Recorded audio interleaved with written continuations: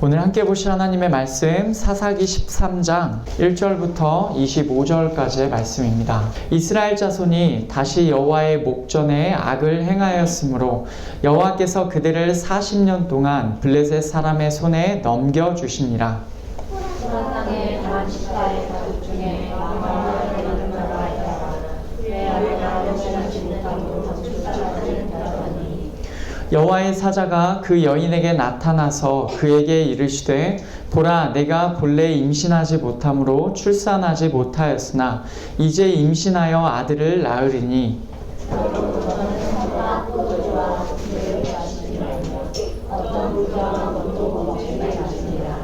보라 내가 임신하여 아들을 낳으리니 그의 머리 위에 삭도를 대지 말라. 이 아이는 태에서 나옴으로부터 하나님께 바쳐진 나실인이 됨이라. 그가 블레셋 사람의 손에서 이스라엘을 구원하기 시작하리라 하시니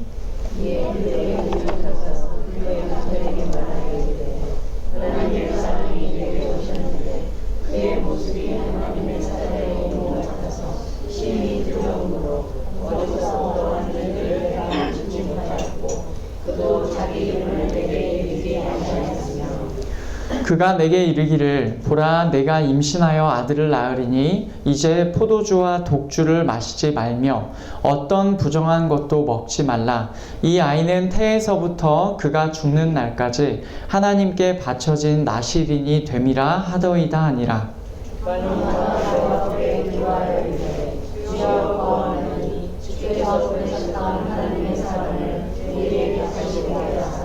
우리가 그 낳은 아이에게 어떻게 행할지를 우리에게 가르치게 하소서하니 하나님이 마노아의 목소리를 들으시니라. 여인이 밭에 앉았을 때 하나님의 사자가 다시 그에게 임하였으나 그의 남편 마노아는 함께 있지 아니한지라.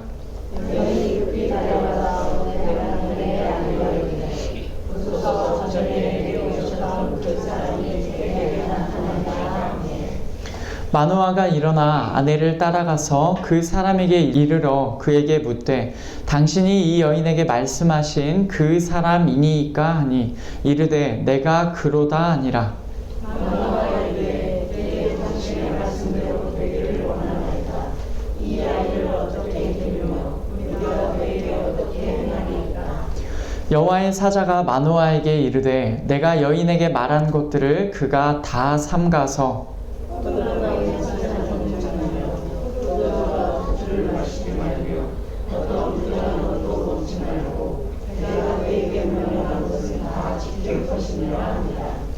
마노아가 여호와의 사자에게 말하되 구하옵나니 당신은 우리에게 머물러서 우리가 당신을 위하여 염소 새끼 하나를 준비하게 하소서 하니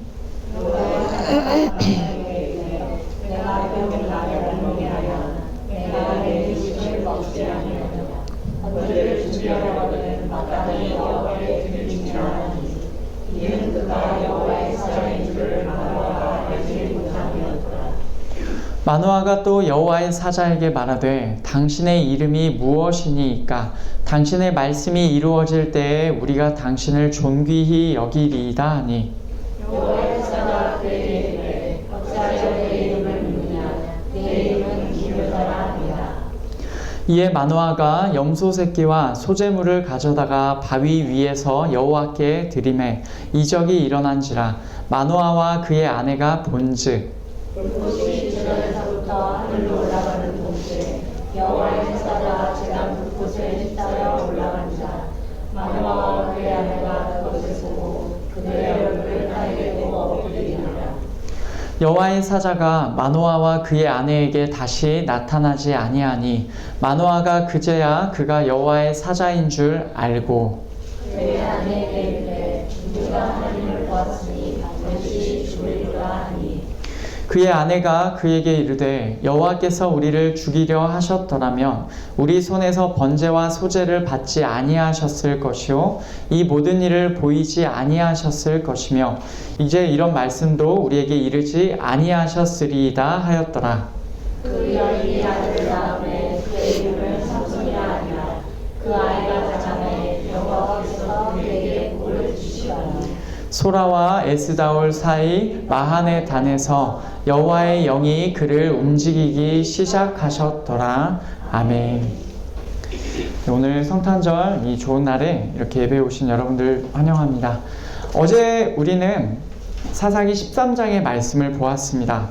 입다와 입산, 그리고 엘론과 압돈, 이렇게 다양한 사사들이 나왔어요. 그런데 그 방향성 자체가 어디로 흘러갔냐면 사사들에게 소망을 찾기 어렵다는 사실을 보여주고 있었고, 이스라엘 백성도 계속해서 악하기만 하다라는 것을 보여주고 있었습니다. 이런 부정적인 상황에서 말씀은 13장으로 이어집니다. 1절을 보면 오늘 본문의 배경이 나옵니다. 이스라엘 자손이 다시 여호와의 목전에 악을 행하였으므로 여호와께서 그들을 40년 동안 블레셋 사람의 손에 넘겨주시니라. 아멘. 이스라엘 자손이 여호와의 목전에, 그러니까 하나님의 눈 안에 악을 다시 행하였어요. 그래서 하나님께서 어떻게 하시냐, 블레셋 사람들의 손에, 블레셋 족속의 손에 무려 40년 동안 그들을 주셨습니다. 바로 앞에서 입다의 때에는 18년 동안 억압당하였어요. 그리고 지금까지 사사기에서 이스라엘이 가장 어려움을 당한 긴 기간은 드보라 때 20년이었습니다. 근데 여기서는 몇 년이라고 합니까? 40년이라고 해요. 40년 동안 블레셋 사람의 손에 넘겨주셨다라고 해요. 얼마나 힘들었겠습니까? 이 상황에서 하나님께서는 한 불임 가정을 통하여서 이스라엘을 구하는 사람, 사사를 일으키십니다. 그 사사의 이름이 바로 우리가 알고 있는 삼손이에요. 우리가 읽은 사사기 13장에서는 삼손이 태어나게 되는 과정을 보여주고 있어요. 오늘 특별한 의미가 있는 성탄절에 이 말씀을 통해서 우리에게 주시는 하나님의 말씀을 함께 듣기를 원합니다. 이스라엘이 40년을 블레셋에게 고통을 받으면서 보낼 때 사사기에서는 한 가정을 소개합니다. 그 가정은 단 지파 소라 땅에 사는 마노아의 가정입니다. 마노아라는 그 이름은 방주를 만든 노아랑 실제로 이름이 비슷해서 쉼이라는 뜻인데, 정작 그의 삶은 쉼과는 거리가 멀어 보입니다. 왜냐하면 마노아의 가정에는 아이가 없었기 때문입니다. 2절을 보시면 소라 땅의 단 지파의 가족 중에 마노아라 이름하는 자가 있더라. 그의 아내가 임신하지 못함으로 출산하지 못하더니 그의 아내는 불임이었고 출산을 하지 못하였습니다. 당시의 배경에서는 이것은 굉장히 슬픈 일이었어요. 이 사실은 하나님의 사자도 나타나서 똑같이 언급합니다. 3절을 보시면 여호와의 사자가 그 여인에게 나타나서 그에게 이르시되 보라, 내가 본래 임신하지 못함으로 출산하지 못하였으나 이제 임신하여 아들을 낳으리니. 아멘. 하나님의 사자가 마노아의 아내에게 보였고 그녀에게 말합니다. 그녀가 불임이고 출산하지 못했다라고 이제까지는 그러하다고 얘기해요. 그러나 이제 임신할 것이고 아들을 낳을 것이다 라고 합니다. 마치 아브라함과 사라에게처럼 그렇게 말을 전해요. 그렇게 내용은 마노아의 아내가 아들을 낳게 되는 것으로 이어집니다. 그런데 왜 굳이 이 불임 가정에 하나님께서 아들을 주신다고 하실까요? 지금 이 가정의 상태가 이스라엘 전체의 상태를 보여주고 있기 때문에 그렇습니다. 사사에게서는 갈수록 소망을 찾기가 힘들어졌습니다. 이스라엘은 계속해서 악을 행하고 있고 그 악의 깊이가 더 깊어지는 것 같습니다. 이제는 고난을 받는 기간 또한 엄청나게 늘어나서 어떤 소망도 그들에게 없는 것과 같습니다. 마치 그 이름이 쉼이라는 마노아의 가정에 불임 때문에 대를 잇는 미래도 소망도 없는 것처럼 지금 이스라엘에게도 미래도 소망도 없는 것입니다. 이스라엘은 그 이름의 배경이 무엇이냐? 마노아는 쉼이었죠. 이스라엘은 그 이름의 배경이 하나님과 겨루어 이겼다라는 야곱의 옛날 경험에서 비롯된 이름이에요. 그런데 그들에게는 전능하신 하나님과의 언약이 있었는데 지금 그들이 처한 상황은 그 이름과 전혀 어울리지가 않는 것입니다. 마노아의 이름이 쉼이었는데 그 가정에 쉼이 없는 것처럼 이스라엘의 이름 안에 하나님께서 그들과의 언약을 맺어주셨다는 그 개념이 그 안에 들어있는데 지금 이스라엘은 전혀 하나님과의 언약이 보이지 않고 있는 상황입니다. 그래서 이스라엘도 불임의 상태와 같다라고 말할 수가 있어요. 미래도 없고 소망도 없고 자기 힘으로는 구원을 도저히 이룰 수가 없는 상태입니다. 우리는 불임 가정인 마노아의 가정을 통해서 이스라엘의 상태를 볼 수가 있습니다. 그러나 마노아의 가정의 이 불임 상태는 하나님의 사자가 오게 되자 더 이상 불임이 아니게 됩니다. 하나님의 사자가 말하기를 마노아의 아내가 이제 임신할 것이고 아들을 낳게 된다고 해요. 이제 불임의 상태가 더 이상 아닙니다. 임신한다고 해요. 그 아들은 상당히 특별한 아들이어서 4절과 5절과 같은 특별한 지시들이 주어집니다. 그러므로 너는 삼가 포도주와 독주를 마시지 말며 어떤 부정한 것도 먹지 말지니라. 보라, 내가 임신하여 아들을 낳으리니 그의 머리 위에 삭도를 대지 말라. 이 아이는 태에서 나옴으로부터 하나님께 바쳐진 나실인이 됨이라. 그가 블레셋 사람의 손에서 이스라엘을 구원하기 시작하리라 하시니. 아멘. 특별한 지시들이 무엇입니까? 첫째, 포도주와 독주를 마시지 말라.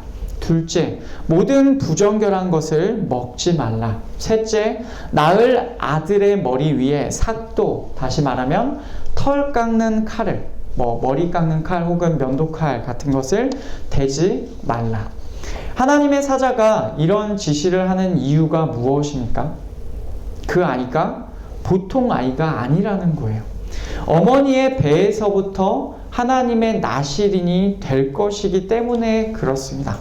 나실인이라는 용어를 우리가 굉장히 낯설게 느끼실 수 있습니다만은 민수기 6장에 율법에 이미 나온 내용입니다. 이렇게 나옵니다. 이스라엘 자손에게 전하여 그들에게 이르라.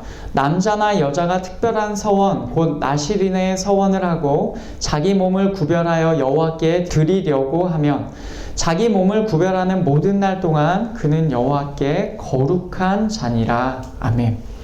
보통은 특별한 서원을 통하여 정해진 기간에 하나님께 자신의 몸을 구별하여 드리는 것을 말합니다. 이게 나실인의 법이에요. 그 서원된 기간의 모든 날 동안 그는 하나님께 거룩한 자입니다. 따라서 나실인은 특별히 자신의 몸을 온갖 부정결함에서 멀리하여야 할 의무를 가지고 있습니다. 그래서 포도주와 독주를 마시면 안 되고 포도에서 나오는 것도 먹으면 안 됩니다. 그리고 머리에 칼을 대면 안 되고 머리를 길러야 합니다. 당시 구약의 율법의 개념상 이것들은 나실인에게 있어서는 꼭 지켜져야 할 의무였어요. 또한 시체를 가까이 하면 안 되는데 심지어 가족의 장례가 있더라도 가까이 갈 수가 없었습니다. 이게 바로 나실인의 법이에요. 그런데 이 나실인의 법을 하나님의 사자가 누구에게 적용합니까? 마노아의 아내에게 적용합니다. 아내에게 지금 명령하고 있는 거예요. 너는 먹지 말라, 마시지 말라 라고 얘기를 합니다. 그리고 낳을 아들에게 머리에 칼을 대지 말라라고 하는 거예요. 이 아내가 하나님의 사자에게 들은 말을 남편에게 이렇게 전합니다. 남편이 당시에 함께 있지 않았거든요. 이렇게 전합니다. 7절. 그가 내게 이르기를 보라 내가 임신하여 아들을 낳으리니 이제 포도주와 독주를 마시지 말며 어떤 부정한 것도 먹지 말라. 이 아이는 태에서부터 그가 죽는 날까지 하나님께 바쳐진 나실인이 됨이라 하더이다 하니라. 아멘. 앞에서 말한 대로 똑같이 얘기하죠. 임신할 것이고 아들을 낳을 것이다. 포도주와 독주를 마시지 말고 모든 부정결함을 먹지 말아야 한다. 그 이유는 태어날 아이가 태에서부터 어머니의 배에서부터 죽는 날까지 하나님의 나실인이 될 것이기 때문입니다. 다시 말하면 어머니의 뱃속에서부터 이미 그 아이는 나실인이라는 말입니다. 좀 특별하죠. 보통은 나실인의 법에서 어떤 서원을 해서 그 정해진 특정한 기간 동안의 나실인인데 이 아이는 어머니의 뱃속에서부터 나실인이고 그래서 어머니가 어떻게 해야 되는 거예요? 이 뱃속의 아이를 위해서 어머니가 나시린의 법을 지켜야 하는 겁니다. 마노아의 아내는 이 말을 하면서 원래 천사가 했던 말에는 없는 말을 덧붙입니다. 죽는 날까지. 이 아이는 날 때부터 죽는 날까지 나시린으로 있을 것입니다. 다시 말하면 평생을 나시린으로 있는다는 말이에요. 그 인생 자체가 하나님께 바쳐진 아이입니다. 아주 특별하죠. 이 아이가 블레셋 족속의 손으로부터 이스라엘을 구할 것을 시작한다라고 해요. 이 아이가요. 불임이었던 이 가정에 아이가 생기는 것만큼 희망적인 일은 없을 것입니다.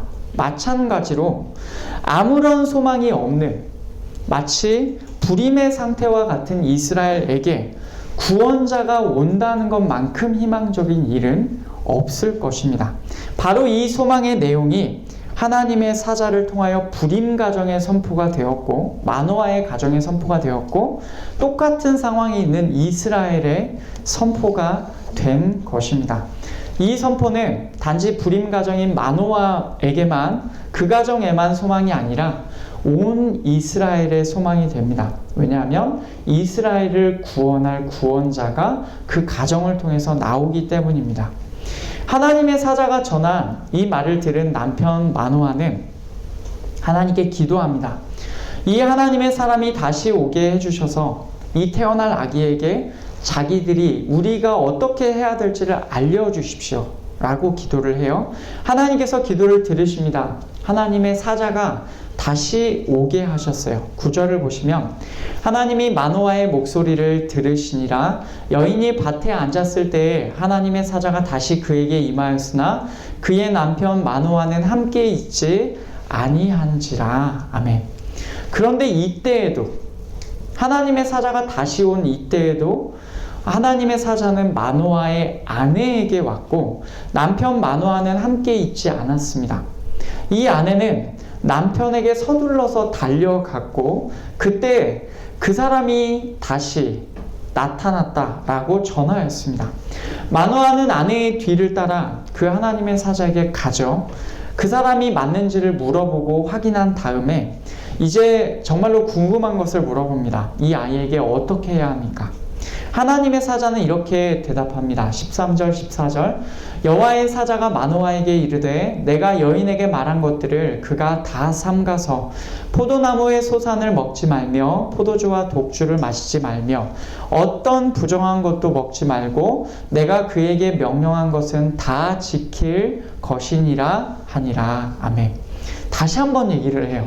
그 여자 마노아의 아내에게 말한 모든 것들에 주의를 기울여라 라고 말을 하죠. 포도나무의 소산을 먹지 말고 포도주와 독주를 마시지 말고 모든 부정결함을 먹지 말라. 다만 그녀에게 명령한 모든 것을 지켜야 한다라고 그렇게 전합니다. 중요한 점은 여기에 마노아가 행할 일은요, 엄밀하게 말하면 어떤 것도 없다는 것입니다.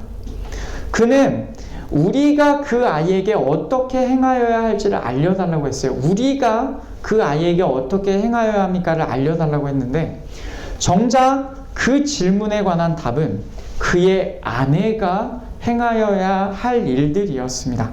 더구나 하나님의 사자가 나타날 때 마노아가 아니라 그의 아내에게 계속해서 나타났고 이 중요한 일에 있어서 마노아는 항상 그 자리에 일단은 없었습니다. 뭔가 마노아는 어딘가 계속 배제되는 느낌이 강하게 들죠. 이어지는 내용을 보면 이런 분위기가 계속 이어집니다. 하나님의 사자에게 직접 말을 들은 마노아는 그를 붙들어 두고 대접을 하려고 했습니다. 그러자 하나님의 사자는 이렇게 말합니다. 16절을 보시면 여호와의 사자가 마노아에게 이르되 내가 비록 나를 머물게 하나 내가 내 음식을 먹지 아니하리라. 번제를 준비하려거든 마땅히 여호와께 드릴지니라 하니 이는 그가 여호와의 사자인 줄을 마노아가 알지 못함이었더라. 아멘. 만약 마노아가 나를 붙들어 둔다면 나는 음식을 안 먹을 거다. 만약 번제를 하나님께 준비한다면 그것은 드려라 라고 해요. 이 표현으로 보아서 마노아가 음식을 대접한다는 것은 지금 하나님의 사자인 지금 그 사람을 어떤 특별한 사람으로 여겼다는 말이에요. 손님 대접의 차원이라는 말이죠. 그러나 성경은 분명히 말합니다. 이는 그가 여호와의 사자인 줄을 마노아가 알지 못함이었더라. 마노아는 그가 하나님께서 보내신 사자인 것을 알지 못했습니다. 이 사실은 맨 처음에 그의 아내도 사실은 추측하던 내용이었어요. 6절을 보시면 이에 그 여인이 가서 그의 남편에게 이제 말을 하죠. 이렇게 말을 합니다. 하나님의 사람이 내게 오셨는데 그의 모습이 하나님의 사자의 용모 같아서 심히 두려움으로. 이 표현을 보면 하나님의 사람이 왔다라고 해요. 그의 외모가 하나님의 사자의 외모 같았다. 우리가 보통 하나님의 사자라고 하면 보통 천사처럼 보였다, 천사라는 그런 표현으로 자주 쓰이거든요. 그녀는 얼마나 두려웠는지 그 사람이 어디에서 왔는지도 물어보지 못하였다고 해요. 그러니까 그녀는 알고 있었던 겁니다. 하나님께로부터 사람이 왔구나 라고 생각을 한 거예요. 그런데 이런 그녀와는 다르게 마노아는 아직도 알지 못하고 있습니다. 그 사람에게 마노아가 이름을 물어보자 하나님의 사자가 이렇게 대답합니다. 18절을 보시면 여호와의 사자가 그에게 이르되 어찌하여 내 이름을 묻느냐 내 이름은 기묘자라 하니라. 흔하게 들을 수 없는 표현입니다. 원래 이 표현은 어렵다, 놀랍다 라는 뜻이에요. 어렵다, 놀랍다, 신비하다 라는 말이죠. 이해하기에 어려워서 놀랍고 신비한 일이다, 그런 말인데 이름을 지금 놀라움이라고 얘기를 하는 거예요. 실제로 하나님의 사자는 마노아가 이제 하나님께 바치는 제물 앞에서 놀랍고 신비한 일을 행합니다. 19절, 20절을 보시면 이에 마노아가 염소 새끼와 소제물을 가져다가 바위 위에서 여호와께 드리매 이적이 일어난지라. 마노아와 그의 아내가 본즉 불꽃이 제단에서부터 하늘로 올라가는 동시에 여호와의 사자가 제단 불꽃에 휩싸여 올라간지라. 마노아와 그의 아내가 그것을 보고 그들의 얼굴을 땅에 대고 엎드리니라. 아멘. 굉장히 놀라운 일이 일어납니다.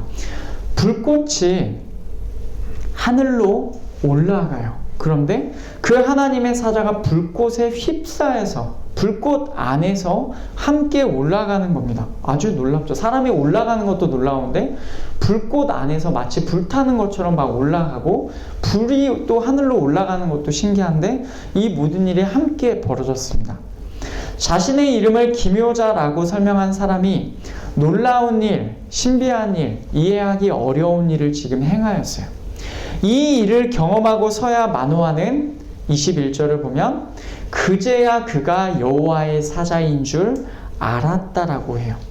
여러분 어떻습니까? 마노아는 굉장히 이해가 느리고 둔한 상태입니다. 그런데 여기서 끝이 아닙니다. 마노아의 둔함은 계속 이어져요. 22절을 보시면 그의 아내에게 이르되 우리가 하나님을 보았으니 반드시 죽으리로다. 하나님을 보았다는 거예요. 이제 자기가 보니까 우리가 본 게 하나님이었어. 이제 우리는 죽을 거야. 하나님을 봤기 때문이야. 이런 얘기를 막 하고 있는 거예요. 이 말에 그의 아내가 3가지로 대답을 합니다. 여호와께서 우리를 죽이려 하셨더라면 첫째, 우리 손에서 번제와 소제를 받지 아니하셨을 것이요. 둘째, 이 모든 일을 보이지 아니하셨을 것이며 셋째, 이런 말씀도 우리에게 이르지 아니하셨으리다 라고 얘기를 합니다. 근거들을 3가지를 드는 거예요. 번제와 소제를 받으셨겠냐? 이 모든 일을 보이셨겠냐? 이런 말씀도 우리에게 말을 굳이 듣게 하지 않으셨을 거다. 그런데 이 3가지 일들을 다 우리에게 하신 걸 보면 우리들은 안 죽는다. 하나님께서 분명히 뜻이 있으셔서 우리에게 나타나셨지만 우리를 죽이려고 하신 건 아니었다라고 마노아의 아내가 얘기를 하는 겁니다. 이 말을 통해서 볼 때 마노아의 아내는 참으로 지혜가 있었어요. 그는 하나님의 사자도 단번에 알아보았고 하나님의 뜻도 깨달았고 자기가 어떻게 해야 될지도 알았습니다. 그러나 그녀에 비해서 남편인 마노아는 그 집안을 이끄는 역할을 맡고 있음에도 참으로 이해가 느렸고 둔하였어요. 실제적으로 그는 이스라엘을 구원할 아이가 태어난다는 이 중요한 일에 있어서 마노아는 어떤 중요한 역할도 부여받지 못한 것으로 보입니다. 지금 불임 가정의 지도자인 마노아의 이런 모습은 마치 불임의 상태에 있는 이스라엘에게 있어서 지도자의 역할을 맡고 있는 사사의 모습과도 비슷해 보입니다. 하나님의 뜻을 제대로 분별하지 못하고 하나님의 눈에 합당한 행동을 알지를 못하였어요. 그렇게 보면 그 내용 이전에 언급되었던 사사들의 모습, 어제 우리가 들었던 그 말씀에서 구원의 기록이 없었다는 점과도 연결이 된다고 할 수 있겠습니다. 그들이 마땅히 해야 할 일은, 사사들이 마땅히 해야 할 일은 무엇입니까?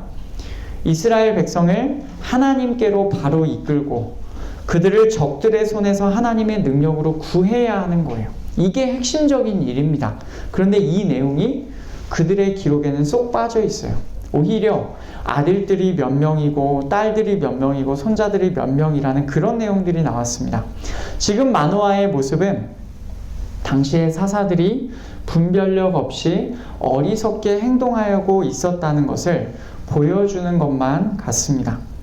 그렇지만 이 불임 가정을 향한 하나님의 계획은 성실하게 이행됩니다. 24절, 그 여인이 아들을 낳음에 그의 이름을 삼손이라 하니라.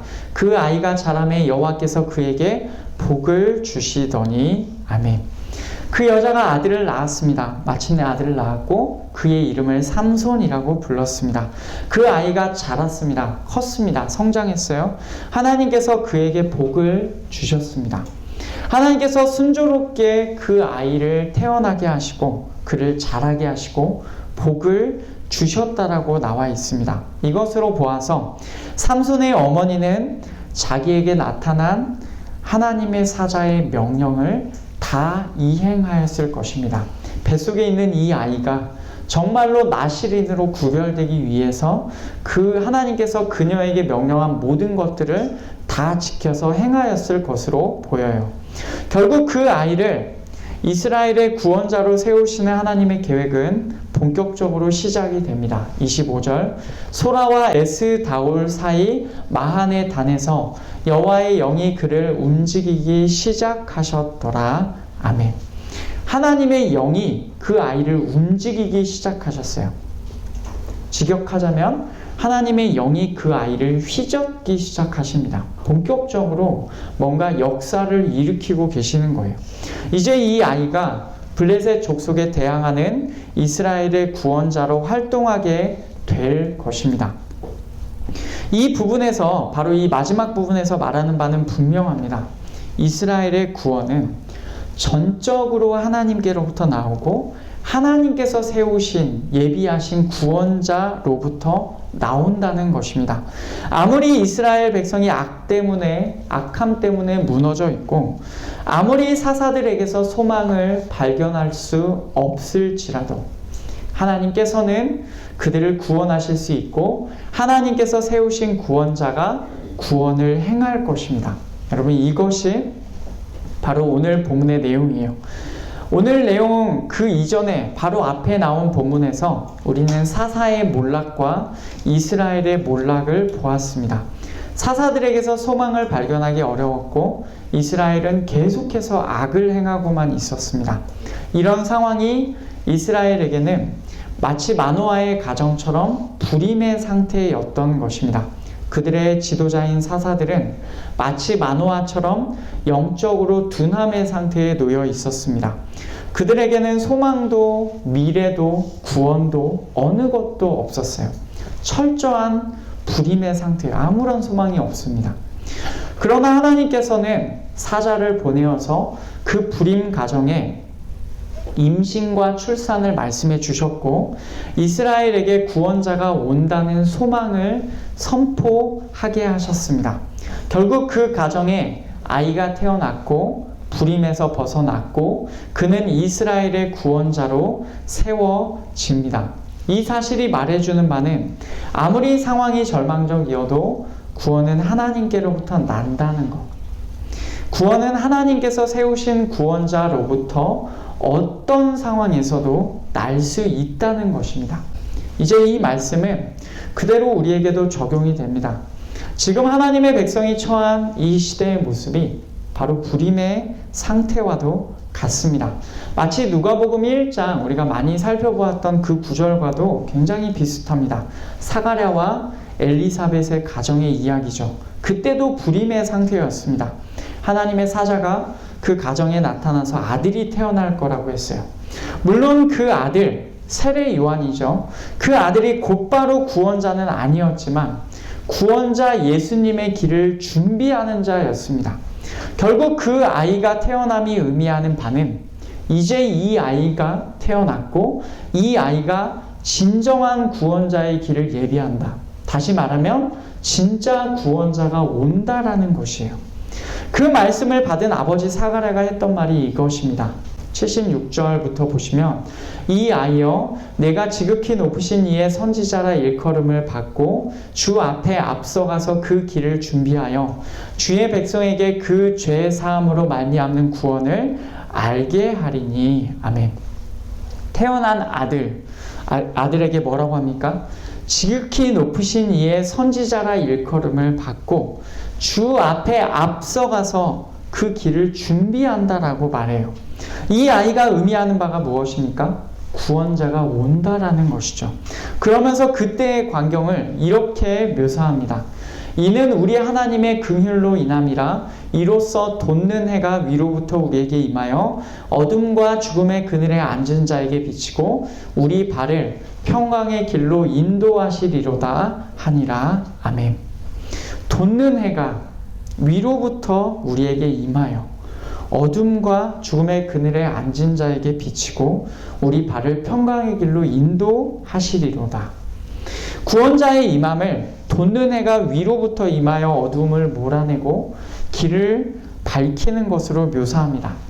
오늘 이스라엘의 구원자로 그의 어머니의 태로부터 죽는 날까지 나실인으로 예비된 이 사람의 이름이 뭐였습니까? 삼손이었죠. 그 이름의 뜻은 작은 태양입니다. 지금 이 본문에서 이 말씀에서 말하는 것처럼 돋는 해가 위로 올라와서 어둠과 죽음의 그늘에 앉은 자에게 비치고 우리 발을 평강의 길로 인도하신다라는 상황과 굉장히 비슷해 보이죠. 삼손이 궁극적인 구원자는 아니었지만 그래도 그 시대의 구원자로 살아갑니다. 작은 태양의 역할을 그 시대에 감당할 것입니다. 그렇다면 우리의 불임의 상태에서 소망도 미래도 구원도 없는 이 상태에서 우리를 구해 주실 분, 진정한 태양으로서 우리의 어둠을 몰아내시고 길을 밝히실 분은 누구십니까? 바로 예수 그리스도이십니다. 그분이 진정한 구원자이세요. 그분 역시도 어머니의 배에서 성령으로 잉태되어서 그분 역시도 날 때부터 이 세상 삶을 마감하기까지 그리고 그 이후까지 그분은 영원히 하나님께 특별한 자, 하나님께 성별된 자로 사셨습니다. 그분께서 바로 우리의 온전한 구원을 이루어 주시는 분이십니다. 오늘은 아기 예수께서 이 땅에 오심을 기념하는 성탄절입니다. 이 성탄절에 우리의 소망이 되시고 우리의 구원이 되시고 하나님께서 세워주신 진정한 구원자가 되시는 그분을 기쁨으로 맞이하시기를 원합니다. 예수 그리스도께서 우리의 소망이 되어주십니다. 어떤 악한 사람이라도 어떤 둔한 사람이라도 아무리 소망이 없는 상황에 놓여 있을지라도 우리 주 예수 그리스도 안에서는 구원과 지혜와 소망을 발견할 수가 있습니다. 여러분 이 사실을 꼭 기억하시기를 원합니다. 우리의 삶이 무너졌을 때 우리의 삶이 가장 형편없이 정말로 어떻게 방법이 없이 망가졌을 때 여러분 그때에도 우리의 소망은 예수 그리스도 되십니다. 그리고 항상 우리의 삶에서 우리가 하나님을 향해서 지혜가 없다라고 생각될 때, 내가 참 어리석다라고 생각될 때, 참으로 하나님 앞에서 이럴 수가 있을까라고 생각할 때, 그때에도 우리의 구원은 하나님께 예수 그리스도 안에서 납니다. 여러분, 이 사실을 항상 기억하시기를 원합니다. 우리의 구원은 하나님께로부터 나고, 우리의 구원은 하나님께서 세우신 구원주 예수께로부터 확실하게 있어요. 그분 안에 거하는 우리가 되고, 그분 안에 거하는 또 새해가 되고, 그래서 내년의 성탄절 때까지 또 그분 안에서 계속 거하시는 우리 모든 성도님들 되시기를 축복합니다.